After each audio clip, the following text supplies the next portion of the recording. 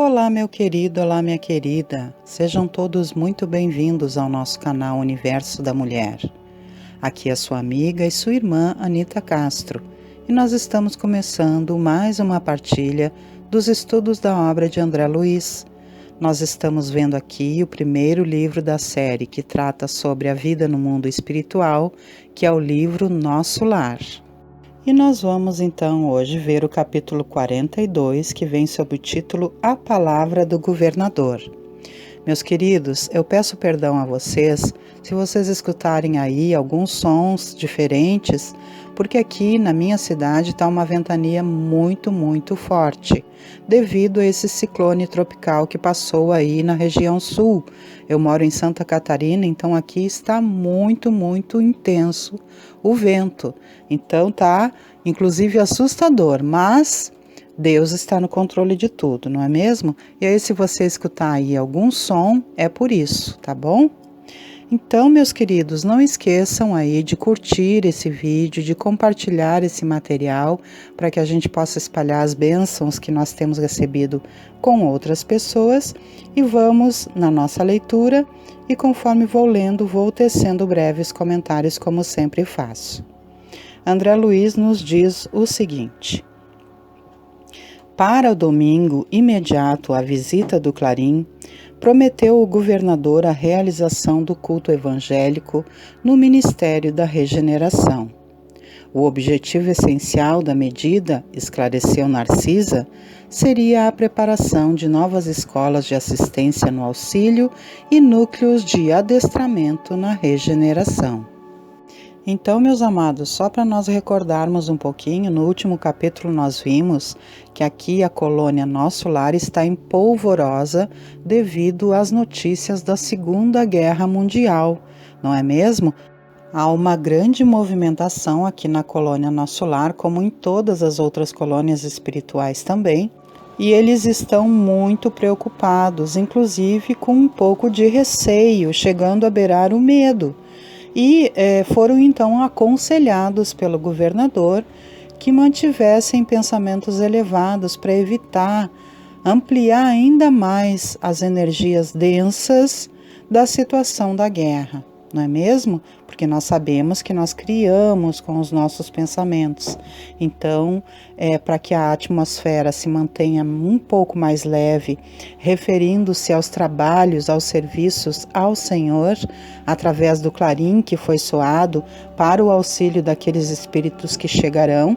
Então, aqui nesse capítulo nós vamos ver que eles já estão começando a tomar providências para intensificar esses trabalhos. E seguindo a nossa leitura, então, André Luiz nos diz o seguinte. Essa fala, na verdade, é a fala que Narcisa diz para André Luiz ali naquele momento. E ela fala assim: precisamos organizar, dizia ela, determinados elementos para o serviço hospitalar urgente, embora o conflito se tenha manifestado tão longe, bem como exercícios adequados contra o medo. Contra o medo? Acrescentei admirado. Como não? Objetou a enfermeira atenciosa. Talvez estranhe, como acontece a muita gente. A elevada porcentagem de existências humanas estranguladas simplesmente pelas vibrações destrutivas do terror, que é tão contagioso como qualquer moléstia de perigosa propagação. Classificamos o medo como dos piores inimigos da criatura, por alojar-se na cidadela da alma, atacando as forças mais profundas. Observando-me a estranheza, continuou: não tenha dúvida, a governadoria nas atuais emergências coloca o treinamento contra o medo muito acima das próprias lições de enfermagem. A calma é garantia do êxito. Mais tarde compreenderá tais imperativos do serviço. Não encontrei argumento de contestação para retrucar. Na véspera do grande acontecimento, tive a honra de integrar o quadro de cooperadores numerosos no trabalho de limpeza e ornamentação natural do grande salão sagrado ao chefe maior da colônia, Então, gente, olha só que interessante da gente refletir sobre essa questão aqui que Narcisa vai falando para André Luiz. O medo é uma das questões que mais prejudicam a humanidade, diz ela aqui, não é mesmo? Ela fala que é muito importante que a gente mantenha a calma para garantir o êxito, especialmente eles aqui, que estão se preparando para receber esses espíritos que desencarnarão no momento da guerra, não é? Da Segunda Guerra Mundial ali. Então a Narcisa diz que o medo é classificado entre os piores inimigos da criatura, porque se aloja, segundo ela, na cidadela da alma, atacando as forças mais profundas. E vamos refletir sobre isso, que é verdade mesmo, não é, gente? Quando a gente está com medo de alguma coisa, as nossas forças mais profundas são atacadas. Nós perdemos o nosso encorajamento, a nossa força de vida quando nós temos medo. Então, que a gente possa tomar cuidado para evitar de sentir medo, para colocar todas as nossas questões nas mãos sagradas de Deus e continuarmos com fé no nosso dia a dia, evitando esse grande inimigo das nossas almas, que é o medo. Continuando a nossa leitura, André Luiz continua nos dizendo: experimentava então a ansiedade justa, e a ver pela primeira vez, ao meu lado, o nobre condutor que merecia a veneração geral. Não me sentia sozinho em semelhante expectativa, porque havia inúmeros companheiros nas minhas condições. Tive a impressão de que toda a vida social do nosso ministério convergiu para o grande salão natural desde o raiar de domingo, quando verdadeiras caravanas de todos os departamentos regeneradores chegavam ao local. O grande coro do templo da governadoria, aliando-se aos meninos cantores das escolas do esclarecimento, iniciou a festividade com o maravilhoso hino intitulado Sempre Contigo, Senhor Jesus, cantado por 2.000 vozes ao mesmo tempo. Outras melodias de beleza singular encheram a amplidão. O murmúrio doce do vento, canalizado em vagas de perfume, parecia responder às harmonias suaves. Havia permissão geral de ingresso ao enorme recinto verde para todos os servidores da regeneração, porque, conforme o programa estabelecido, o culto evangélico era dedicado especialmente a eles, comparecendo os demais ministérios por numerosas delegações. Pela primeira vez, tive à frente dos olhos alguns cooperadores dos ministérios da Elevação e União Divina, que me pareceram vestidos em brilhantes claridades. A festividade excedia a tudo que eu pudesse sonhar em beleza e deslumbramento. Instrumentos musicais de sublime poder vibratório embalavam de melodias a paisagem odorante. Às 10 horas chegou o governador acompanhado pelos 12 ministros da regeneração. Nunca esquecerei o vulto nobre e imponente daquele ancião de cabelos de neve, que parecia estampar na fisionomia, ao mesmo tempo, a sabedoria do velho e a energia do moço, a ternura do santo e a serenidade do administrador, consciencioso e justo. Alto, magro, envergando uma túnica muito alva, olhos penetrantes e maravilhosamente lúcidos, apoiava-se num bordão, embora caminhasse com aprumo juvenil. Então, gente, olha só que maravilhosa descrição do ambiente, do local e também do governador que André Luiz vai nos dando aqui, não é? O ambiente estava ali preparado especialmente para esse encontro evangélico, onde todos seriam guiados pelo amor divino através da palavra do governador, que era esse homem de aspecto já idoso, mas na verdade com a jovialidade necessária e também com a intensidade de um santo e a intensidade de um administrador, magro, alto, envergando uma túnica muito alva, com os olhos ali muito penetrantes, maravilhosamente lúcidos. Ele então ia como os homens do Velho Testamento, apoiado num bordão, não é? Muito significativo, certamente ali determinando o poder divino sobre aquele local e também a sua autoridade presenteada a ele, emprestada a ele por Jesus, não é? Olha que lindo, gente. Continuando a nossa leitura, André Luiz nos diz o seguinte: satisfazendo-me a curiosidade, Salúcio informou: o governador sempre estimou as atitudes patriarcais, considerando que se deve administrar com amor paterno. Sentando-se ele na tribuna suprema, levantaram-se as vozes infantis, seguidas de harpas caridosas, entoando o hino A Ti, Senhor, nossas vidas.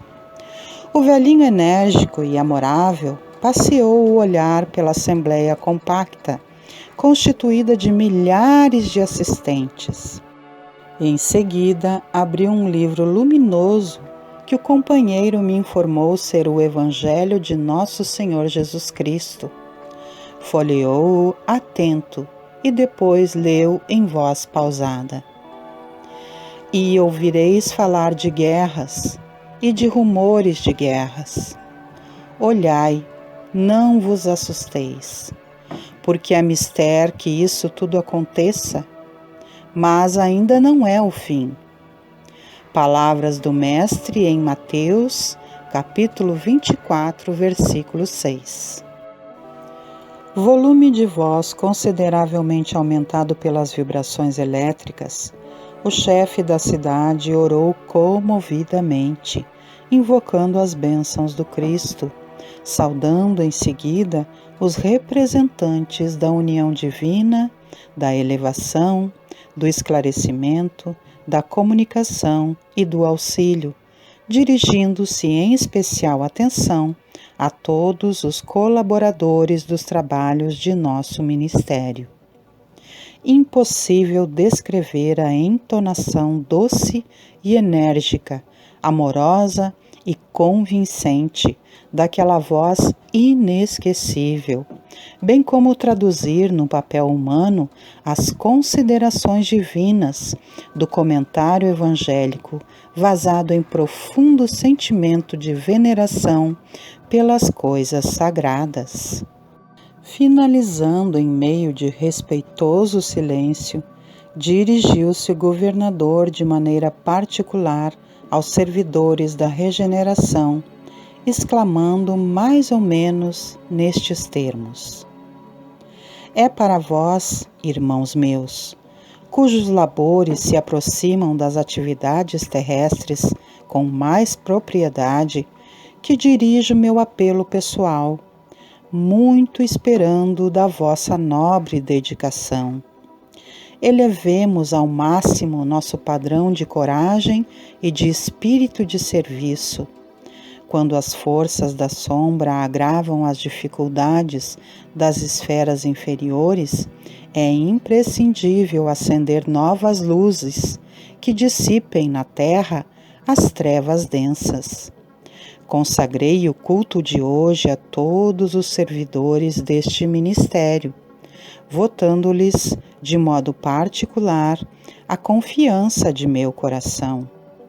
Não me dirijo, pois, neste momento, aos nossos irmãos, cujas mentes já funcionam em zonas mais altas da vida, mas a vós outros, que trazeis nas sandálias da recordação os sinais da poeira do mundo para exalçar a tarefa gigantesca. Nosso lar precisa de 30.000 servidores adestrados no serviço defensivo, 30.000 trabalhadores que não meçam necessidade de repouso nem conveniências pessoais, enquanto perdurar nossa batalha com as forças desencadeadas do crime e da ignorância. Haverá serviço para todos nas regiões de limite vibratório entre nós e os planos inferiores, porque não podemos esperar o adversário em nossa morada espiritual. Nas organizações coletivas, é forçoso considerar a medicina preventiva como medida primordial na preservação da paz interna. Somos, em nosso lar, mais de 1 milhão de criaturas devotadas aos desígnios superiores e ao melhoramento moral de nós mesmos. Seria caridade permitir a invasão de vários milhões de espíritos desordeiros? Não podemos, portanto, hesitar no que se refere à defesa do bem. Sei que muitos de vós recordais, nesse instante, o grande crucificado. Sim, Jesus entregou-se à turba de amotinados e criminosos por amor à redenção de todos nós, mas não entregou o mundo à desordem e ao aniquilamento. Todos devemos estar prontos para o sacrifício individual, mas não podemos entregar nossa morada aos malfeitores.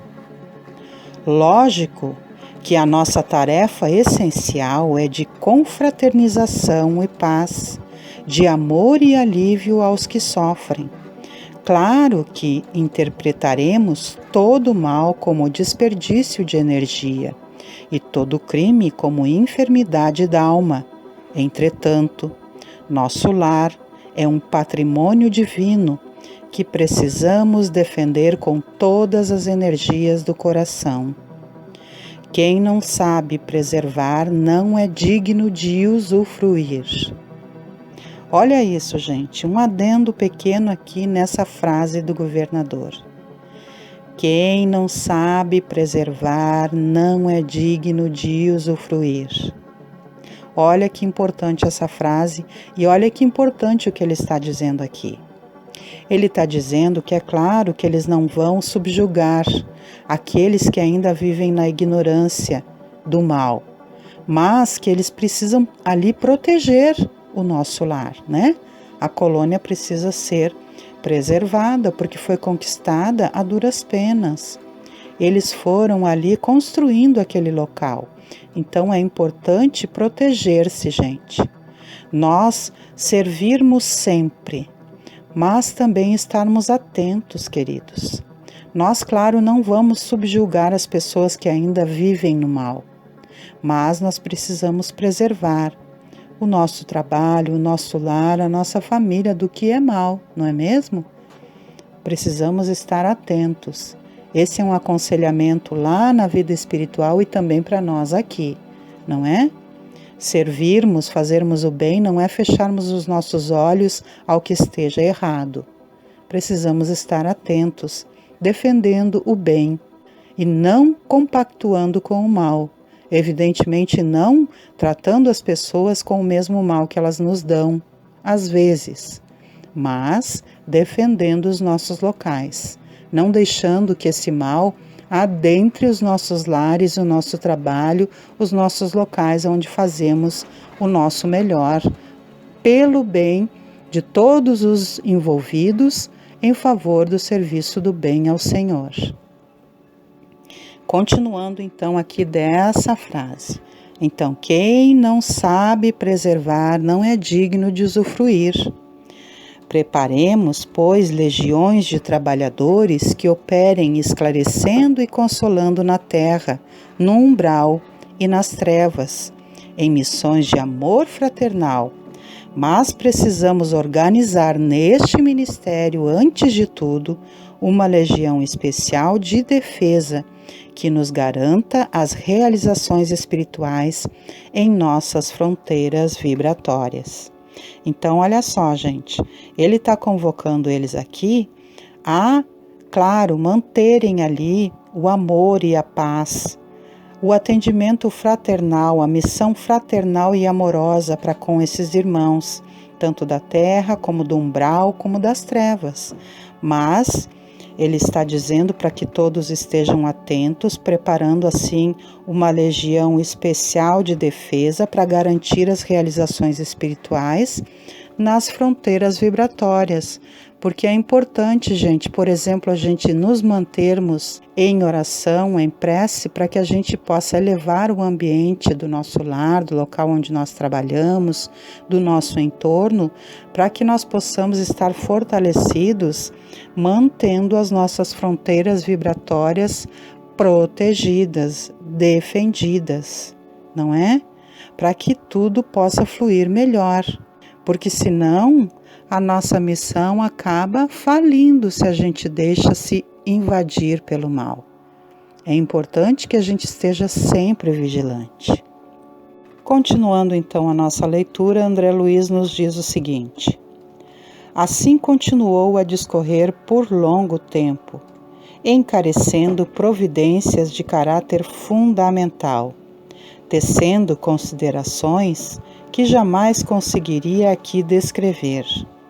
Ultimando os comentários, repetiu a leitura do versículo de Mateus, invocando de novo as bênçãos de Jesus e as energias dos ouvintes, para que nenhum de nós recebesse dádivas em vão.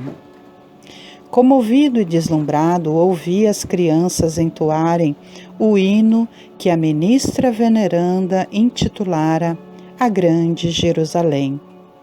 O governador desceu da tribuna sob vibrações de imensa esperança, e foi então que brisas cariciosas começaram a soprar sobre as árvores, trazendo talvez de muito longe pétalas de rosas diferentes em maravilhoso azul, que se desfaziam de leve ao tocar nossas frontes, enchendo-nos o coração de intenso júbilo.